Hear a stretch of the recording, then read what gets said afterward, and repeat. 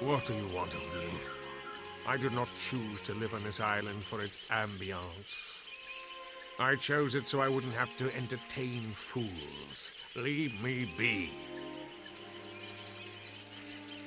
That is quite the fool's journey just to find someone's dead body.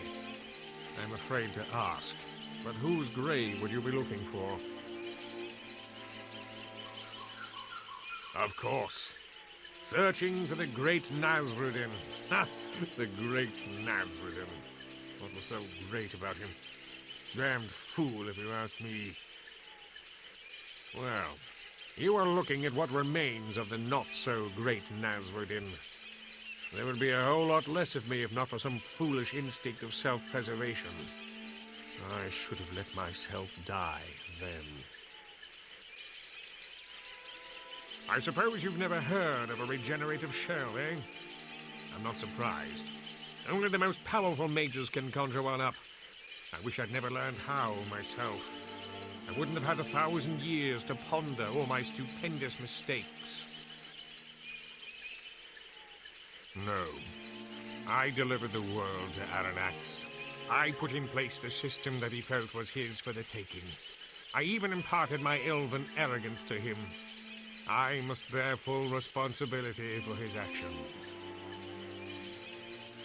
You do not understand. He was my son. I taught him everything. Only to see him be carried away by his youthful temper. I should have seen it. There must have been a way to stop him before it came to what it did. It started in the Age of Legends. I was young, headstrong. I thought I could take on the world, and I did. I fought the good fight to protect the lesser races, as I arrogantly called them, from the chaos that raged everywhere. Dragons, demons, evil sorcerers, I fought them all and won. And this, all before even the days of the Elven Council.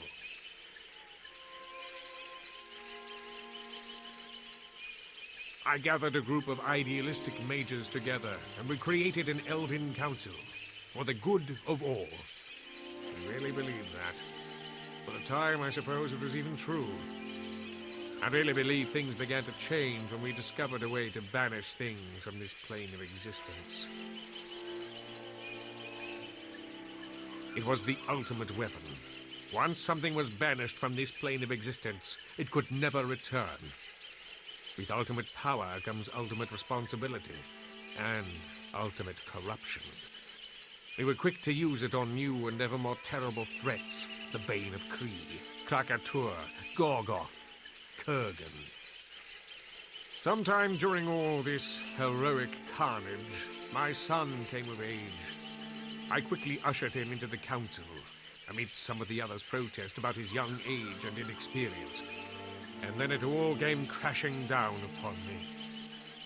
Look, are you certain you really want to hear all this self-pitying drivel? He had taken it upon himself to keep the balance, as he termed it. He believed that being a member of the Council validated any course of action he chose to pursue.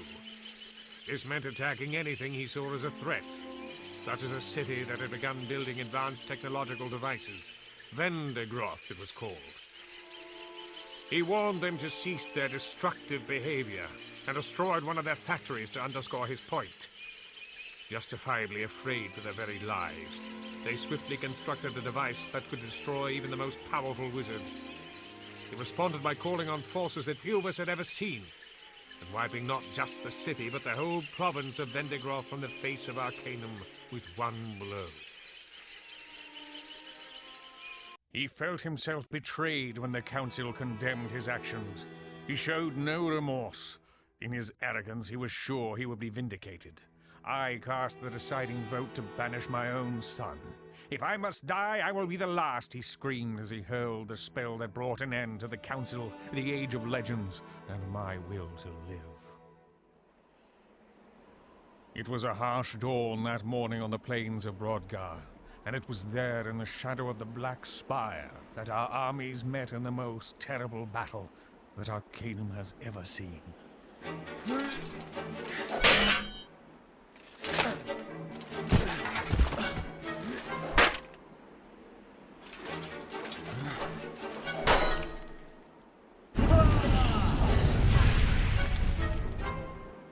As the sun set, only 4 of us were still alive to witness the destruction we had brought to pass. I found Aranax among the corpses of our decimated armies, and it was there that I condemned my own son to the void.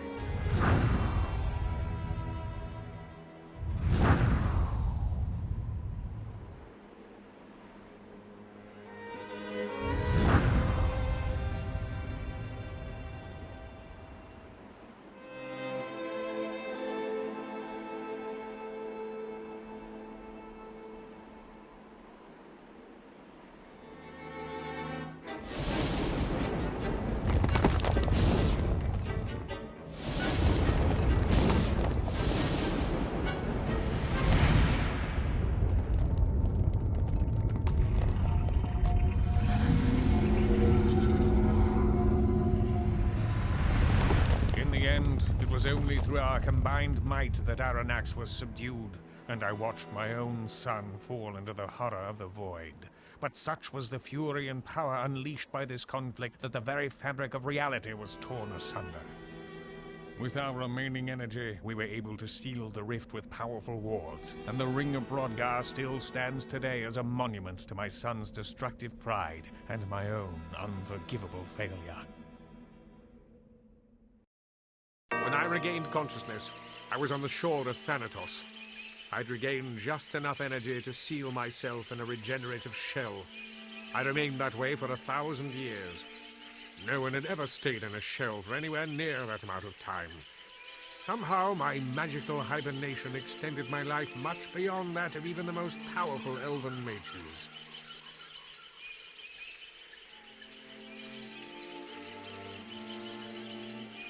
I feel as if I've been waiting to hear those words since I awoke, those many years ago. I had hoped it would never come to this.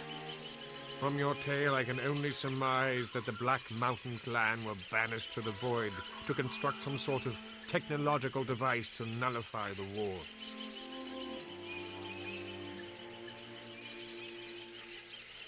Why, Aranax? Why can't you see the folly of the path you've chosen? What are you going to do about this situation? I fear there is nothing I can do. I am old, tired. I do not believe I could stand up against my son now, even if I could find the heart to try.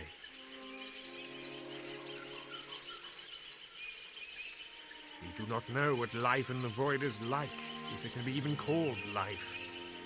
Who knows what sources of power could be found on the other side?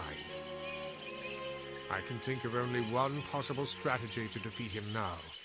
You must retrieve the Vendigroth device that was meant to destroy him.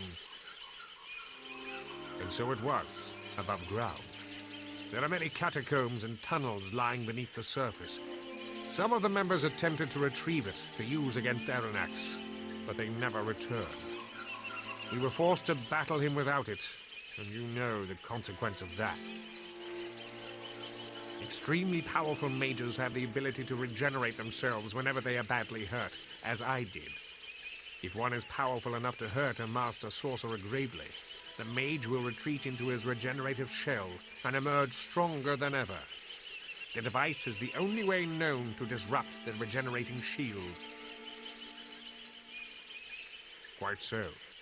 The technology of the device is designed to disrupt the field in such a way as to cause the shell to drain the life force instead of regenerating it. Quite gruesome to contemplate, actually. Further, it is said that one who is killed in this manner is forever separated from this world, with no chance of being returned magically or otherwise.